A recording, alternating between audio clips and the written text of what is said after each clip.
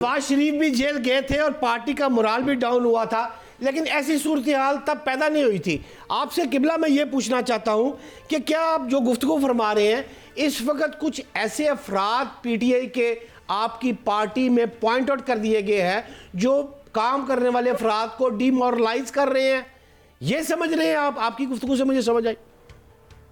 नहीं, देखिए, मैं ऐसी स्टेटमेंट ऐसी बात नहीं करूंगा, लेकिन मेरा ख्याल है जो पार्टी डिसिप्लिन है उसके ताबे हैं हम सब और ताबे रहना चाहिए।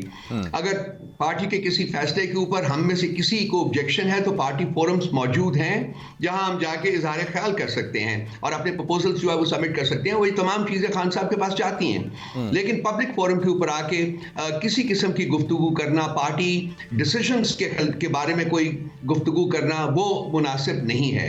ये मैंने कहा है, इसके अलावा मैं इससे ज्यादा कुछ नहीं कहूंगा। फवाद भाई, रऊफ भाई, पाकिस्तान के एटमी प्रोग्राम के खिलाफ अमेरिका में 1979 में आपको याद होगा सिमिंगटन और फिर 1990 में प्रेस्लर तरमीम आई थी। जो खान साहब की हुकूमत गिरी उसका भी इल्ज़ाम अमेरिका पे लगा।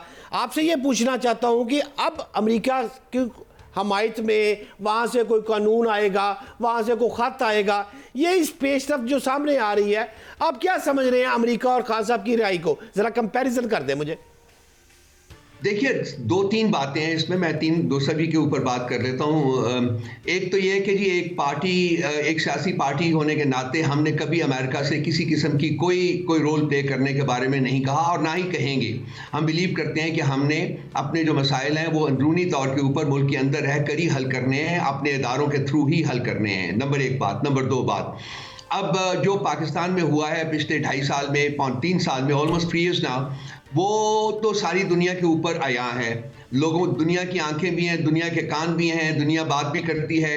आप देख लीजिए कि इस अरसे में यूनाइटेड नेशंस की रिपोर्ट्स, उसके बारे में क्या कहा गया है, अमेरिका की जो उनकी जो ह्यूमन राइट्स रिपोर्ट्स आई हैं उसमें क्या कहा गया है। इसके अलावा जो हमारे यहाँ बहुत से मिशन आए हैं, EU का मिशन आया है, कॉमनवेल्थ का मिशन आया है, इनकी रिपोर्ट्स पढ़िए, उन्होंने क्या कहा है। जो बाकी इदारे हैं उन्होंने उनकी रिपोर्ट्स पढ़िए। इंटरनली भी आप देखिए यहाँ जो हमारी इंस्टीट्यूशंस हैं उन्होंने पाकिस्तान के हालात के ऊपर किस तरीके से कमेंट किया है, particularly in the context of human rights. तो ये तमाम चीज़ें दुनिया के ऊपर यहाँ हैं। इसके ऊपर अगर कोई दुनिया की हुकूमत जो है, मसलन GSP इस वक्त जो है इंडेंजर्ड है, आपको पता है कि उनकी तरफ से भी जो यहाँ लोग आए हुए थे वहाँ रिव्यू हो रहा है और फिर रिव्यू हो रहा है कि पाकिस्तान को GSP जो है वो देना चाहिए कि नहीं देना चाहिए, क्योंकि 26 कॉवेनेंट्स इन्होंने साइन किए थे GSP प्लस की फैसिलिटी लेने के लिए और उनमें से respect for human rights and democracy जो है वो भी कॉवेनेंट्स हैं जो कि अनफॉर्चुनेटली इस मुल्क में बुरी तरह वायलेट हुए हैं। तो ये सब डेंजर्स मौजूद हैं, खतरात मौजूद हैं।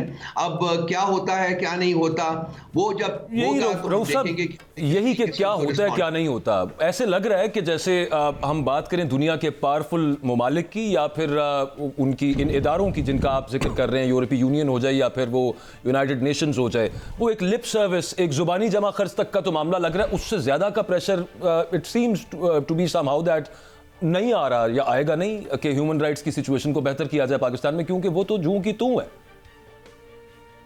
देखिए, मैंने कहा कि हमने तो इंटरनली इन मामलात को हैंडल करना है। आप अपने अदारों के थ्रू वो पार्लियामेंट हो जाए या वो अदलिया हो जाए जिसको कि क्रिपल कर दिया गया है, या वो और हमारे पास जो आइन हमें इजाजत देता है पीसफुल प्रोटेस्ट का, पुरअमन एहतजाज का, ये तमाम कॉम्बिनेशंस जो हैं, इन कॉम्बिनेशन जो है इनको इस्तेमाल करके हम लोग अपना जो नैरेटिव है उसको आगे बढ़ाएंगे और बढ़ा रहे हैं। तो बाकी जो कुछ होता है, दुनिया क्या करती है क्या नहीं करती, वो डिपेंड करता है पाकिस्तान ने कहाँ साइन सिग्नेचर्स किए हुए हैं, क्या कॉवेनेंट्स इन्होंने साइन किए हुए हैं, क्या उनकी रिस्पेक्ट है कि नहीं है। लाजमी बात है उसका रिएक्शन तो आता है, वो आएगा, जब आएगा तो उसको देख लेंगे। अल्लाह ताला पाकिस्तान की खैर करे। सुना है कि आज खान साहब ने जब जो गुफ्तगू की जेल में आप पार्टी लीडर्स के साथ, उसमें ये भी उन्होंने इंदिया दिया है कि आफ्टर ईद तकरीबन 1-1.5 महीने के बाद स्ट्रीट एजिटेशन दोबारा सड़कों पर एक दफ़ा फिर जो रिवायती पॉलिटिक्स है खान साहब की, और एक एजिटेशनल कह लीजिए या एग्रेसिव कह लीजिए, और फिर अपोजिशन इत्तेहाद सबको मिला के साथ होगी। तो एक तो इसको कंफर्म या कीजिएगा, रिबट कीजिएगा कि ऐसी ही बात है, और दूसरा तो मौलाना साहब को साथ इंटैक्ट करने में इस सब मामले में पेशरफ्त है अभी तक सर? जी उन्होंने बात की है आज के ईद के बाद वो पुरअमन एहतजाज की कॉल देंगे और उसमें पाकिस्तान भर से तमाम मकातब फ़िक्र के लोग जो हैं, वो किसान हो, वो मज़दूर हो, वो तालिब इल्म हो या किसी भी और तबके को बिलोंग करे, किसी भी और प्रोफेशन को बिलोंग करे, सबको कहेंगे जी कि मुल्क में आइन और कानून की बहाली की इस जद्दोजहद में आप शरीक हों। आपका सवाल जो है वो स्पेसिफिकली JUI के बारे में है, उनके साथ बातचीत जारी है।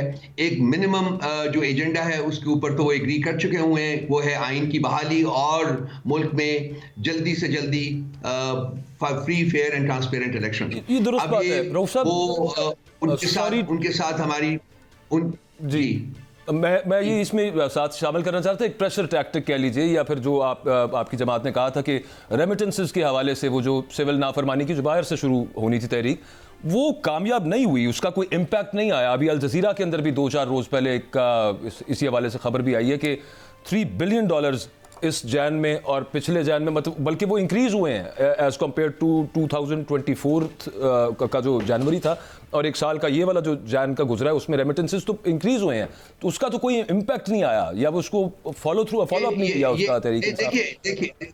देखिए हमारी रेमिटेंस ना भेजने की जो कैंपेन है वो शुरू कब से हुई है?